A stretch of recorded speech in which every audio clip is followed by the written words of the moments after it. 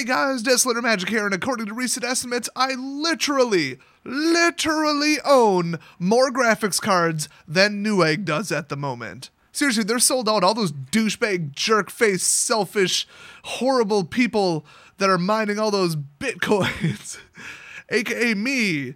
That's right, they took our cards. They took our cards. They took our cards. But seriously, the entire world is sold out of graphics cards apparently right now. You basically can only buy them from scalpers. But it's not just graphics cards that I own a lot of. I also have a lot of Magic the Gathering cards. Oh my god, segue of the day, segue of the month, segue of the freaking century.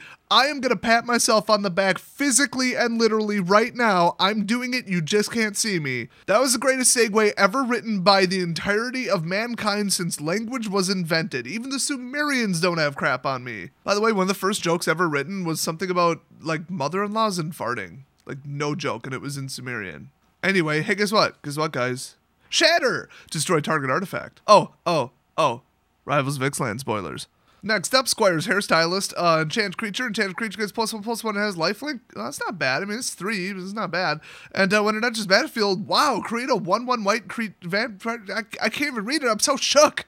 The card's got me shook. By the way, oh no, female vampires. Okay, here's the thing.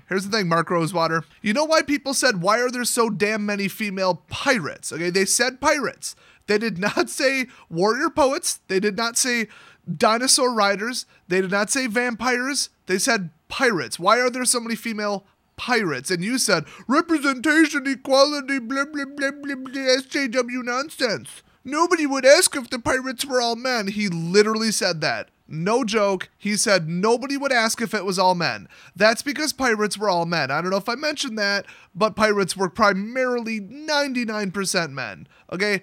You know what nobody mentioned is the female vampires or the female anybody else because nobody gives a crap. Because every society has about 50% females, so that actually made sense. What doesn't make sense is even one single female pirate on one card. Anyway, rant over with. We got like 50 cards to cover here, so, this card's freaking amazing. This is basically an improved version of that, well, honestly, 1 cost enchantment from, the cartouche. That one's like create a vigilant warrior, something like that, and then first strike and +1. This is insane. +1/+1 in life. Like, if you put this on an unblockable or flyer, it could single-handedly run the game. Like, it could prevent any kind of ill effects from them swinging back at you single-handedly with +1 and lifelink, and you get a second lifelink or a second jump blocker, so that you can swing out with whatever this is on. This card's amazing. Now, keep in mind, though, as amazing as it is, it's still going to be a target, okay? They still get a 2-for-1 special if they destroy it. That said, this card will dominate at the pre-release. It is insane. Okay, let's power through the rest here, but that one was seriously worth mentioning. Soul of the Rapids. Oh, I love this. I gotta get this in foil. Flying Hexproof 3/2. Damn, it does cost 5, but, like, that's pretty good. I mean, if you can stall out the game, this will be your I'm single-handedly winning card, although 7 swings and they're dead. That's not great. But still, hey, a natural hexproofer. I mean, there has seriously been, like, 1 hexproof creature every 2 sets, give or take. Well, that's good because hexproof isn't particularly fair. So anyways, Stampeding Horncrest. It has haste as long as you control another dinosaur. I mean, it's only a 4/4 for 5, and of course you're going to have another dinosaur, but I still don't think this is very good. Red's all about power, and even dinosaurs are all about power, and this just... Ooh, it can swing early. So what? It's a 4/4. Do you really want to swing with it? I mean, can you swing with it when you have 5 mana? Did they have something bigger? Probably. Next up, Sun Sentinel. Honestly, kind of awkward, weird artwork there. It's odd. I don't know. Something strikes me as weird about it. It's a 2/2 for 2 with Vigilance. I mean, I never really cared if something has Vigilance unless it's flying, lifelink, or has a ton of toughness. And this really doesn't have any of that. But it would be a cool turn too. But other than that, it's not a very good card. Next up, oh my god, that's that guy from Hello Neighbor, dude. It's the neighbor. I don't think that's actually him. It's a Stormfleet Swashbuckler. It's 2/2 for 2. It has Ascend. It has Double Strike as long as you have a City's Blessing, which you don't. But if you did, this would be a pretty damn good card. I mean, there's no way to naturally put counters on him, but with all the passive boost and stuff with pirates, yeah. Next up, Spiderwinder. It's a 2/3 for 4 flyer, Ascend, and it gets +1/+1 with the blessings. See, that's like subtle. It's like, okay, it's a flyer, okay, whatever, and it just gets a little bit better with Ascend, but it's not unplayable without it. Now that is how Ascend should work. Now, would you put a 4-cost, low damage air creature in an Ascend deck? That's a different story. Next up, Tilinali's Crown. It's an Ori, sticking on a creature for 2, and could be an opponent's creature if you really wanted. Don't know why you do that, though. So it deals 1 damage to enchanted creature, so this is an automatic include in my Red Enraged deck that I'm definitely building. I might as well just build it at this point, because here they are. Anyway, +3 in trample, okay? That's insane. That is insane. Now, the funny thing is you actually couldn't drop this on like a 3-1, because it would actually destroy it. So, it's kind of a drawback, but kind of not. Just remember, if you drop it on something, then swing, you already took 1 damage. So, keep that in mind for combat. Next up, a 1-3 for 2. If you look really, really closely at the full res version of the artwork, the very back of the shield says property of Filler Jank, because apparently that's her name. I heard a rumor that one of the chapters is going to be called The Story of Filler Jank. Anyway, Relentless Raptor is next. Ooh, this is actually pretty good. Damn. It attacks or blocks each combat if able. I don't know if I've ever seen a creature that does that. That is so freaking hilarious. Like, this is going to be out for like 1 turn. That said, 3/3 with Vigilance for 2. I'd almost prefer it doesn't have Vigilance with being forced to attack or block at least 1 creature. That is hilarious. I don't even know if I like this, but it's funny as hell. Next up, Canal Monitor. It's a 5/3 for 5. Oh boy, it must be Jank Filler's pet, Filler Jank. I think I got that backwards. Whatever, you get the joke. Next up, Araska Relic, which, that's got to be offensive to the dinosaurs. Come on. It's a 3-cost artifact. It has Ascend. You can tap it for 1 mana, which is cool. Nice little, 3 for 1 here. And then sacrifice it, gain 3 life, and draw a card, but only if you have City's Blessing. Honestly, that's a pretty good effect. So late game, I could see you lighting that off. That's not bad. Next up, oh my god, I need this in foil. Dark Inquiry. Hey, that's that guy from Hello Neighbor again. Target opponent reveals his or her hand. You choose an online card from it. They discard it for 3, or you can just pay 1 more and get a 2 for 1 special with Mind Rot, which, come to think of it, actually might cost 3. This card sucks. Next up, Strider Harness. I could have sworn we've already seen that card. I don't know. These might not necessarily be in order. Equipped creature gets +1/+1 and has haste, and then equip 1. It's kind of nice. You got to throw it there for 3, which is going to slow you down a lot. So why would you really want +1/+1 in haste if you're trying to speed damage and then also put this in your deck? So honestly, not that great. Next up, Voracious Vampire. See, they can drink the blood of dinosaurs. I knew it. It's a 2/2 with Menace for 3. It's not bad. And then when it enters the battlefield, target vampire you control gets +1/+1 and gains Menace until end of turn, including this one, although it won't have haste. The +1 in Menace is pretty nice, actually. And then this by itself would have to be blocked by 2, so it's almost like an unblockable 2 damage, kind of. It's a pretty good card, but there's better ones out there that are on Tribal. Next up, Traveler's Amulet. I don't remember anything about that from the storyline. Oh wait, I think the Merfolk had this. I think the Queen of the Merfolk or whatever handed this over to, I don't remember. Anyway, it's 1-cost artifact to pay 1, sacrifice and search your library for basic land card, reveal it, put it in your hand, then shelf your library. That's pretty good. That's basically what, Expedition Map or whatever?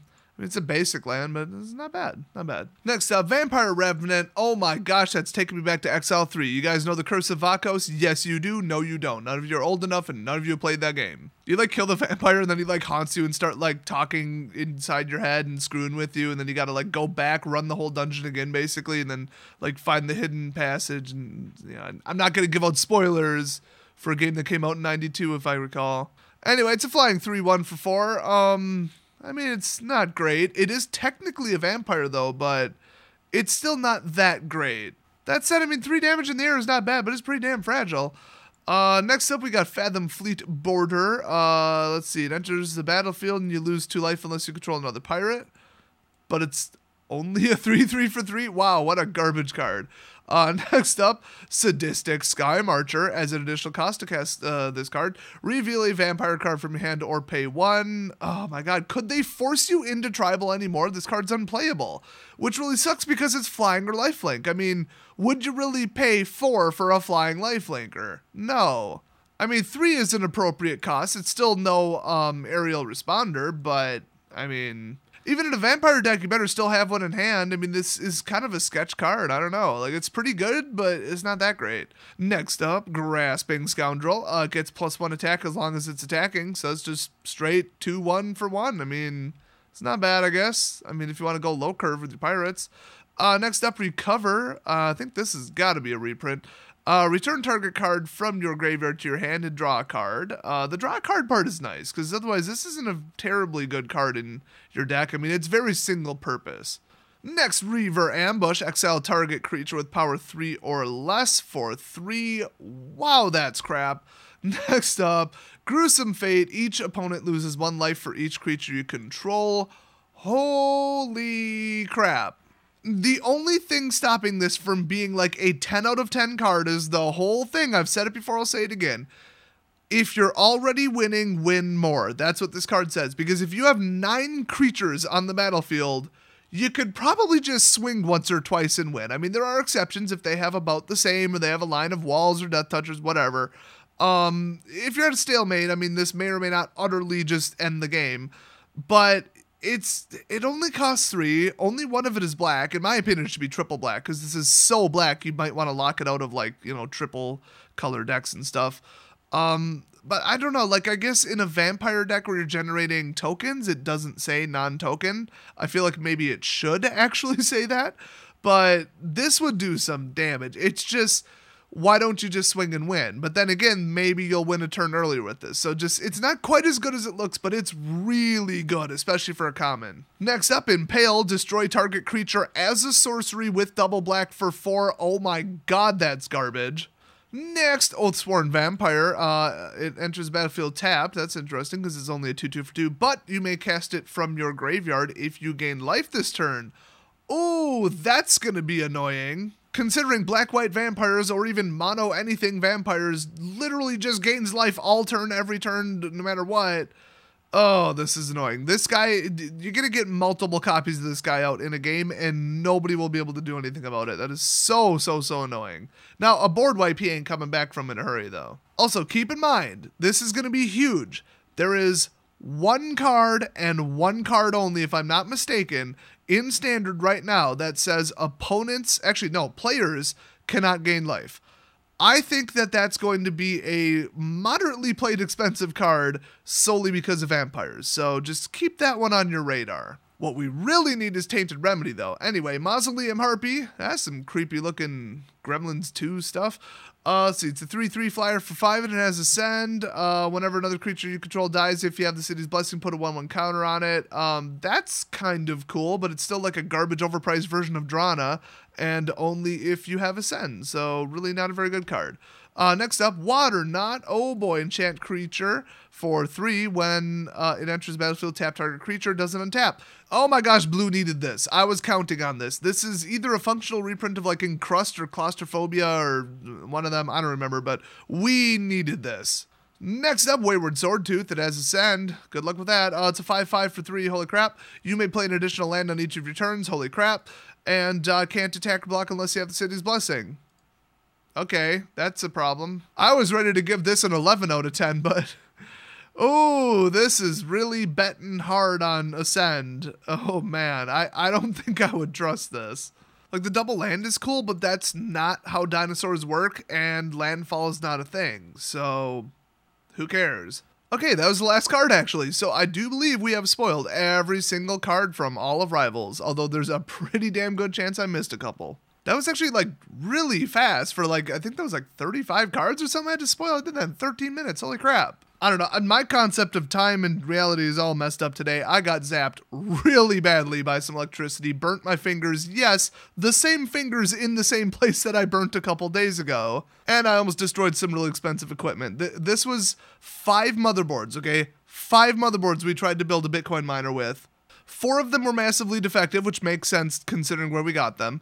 And the 5th one, I accidentally caused an electrical short with myself. And it just about burnt up the whole 24 pin, almost melted the whole thing on a brand new top-of-the-line 650 gold certified. So, whoops. Fireman's bringing number 6 tomorrow. So anyway, I've felt weird all day. I don't know if you guys have been, zapped pretty good before. I've been zapped, tased, wall voltage, you name it. I'm starting to think I should have superpowers at this point. Yeah, it makes it just feel a little bit off. Like, literally, ever since I got shocked, I've had the sensation all day that I'm like 3 inches taller, and I don't think I am. Like, I've been just walking around, I'm like, did I get taller? Like, over and over and over. It's like deja vu, except like spatial contortion, which I believe is also a card from BFZ. I don't know, I'm probably a dead and this is actually a ghost recording that's going to show up as some EVP. That's probably what it is. So anyway, hopefully you enjoyed these awesome spoilers. Let me know your favorite card from the set down below, and let me know if you think it's going to be as kind of not so fun to play and play against as I do. I'm kind of getting that vibe. I mean, it's just going to be, can you beat their, creatures into submission where it's like, I want to summon 6. No, boom, boom, boom, boom, boom, get them back down to 3. Or is it just going to be giant lines of creatures? I mean, it's either going to be creature versus creature lines where nobody can swing, or it's going to be combat tricks and then you swing for 20 all at once and win, or it's going to be just control, control, control, and you're trying to like put out fires as they light them twice as fast as you can put them out with control.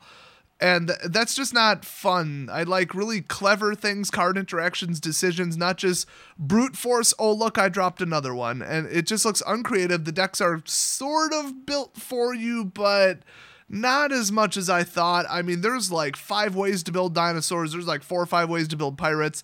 That's kind of cool where like the tribals are so big that you actually have options. But then again, I mean, allies were 5 colors. So, I mean, it's not like they've not done this before, sort of. But it just doesn't have that, like, ooh, that looks fun, like Devotion. I mean, the whole block of Theros, you just look at cards, you're like, this looks awesome. I'm just not getting this from Rivals, and it looks really, really, really high-powered, which I'm not a fan of either. I like clever, subtle gameplay that's like a chess match, not a bunch of chimps throwing rocks at each other, which is pretty much what Rivals looks like. Just unintelligent, giant creature nonsense. So I'm already planning to build around it, obviously, and honestly I think Dinosaur Enrage is going to be a little tiny bit more powerful than Vampires. I actually do. It looks so good. If I were to pick one dominant tribe, I would probably say dinosaurs. Speaking of that, did you notice that for the 4 tribes, anything related to the Sun Empire is basically just a dinosaur? There's not even a member of the Sun Empire in like any of the damn cards, not in the artwork or anything.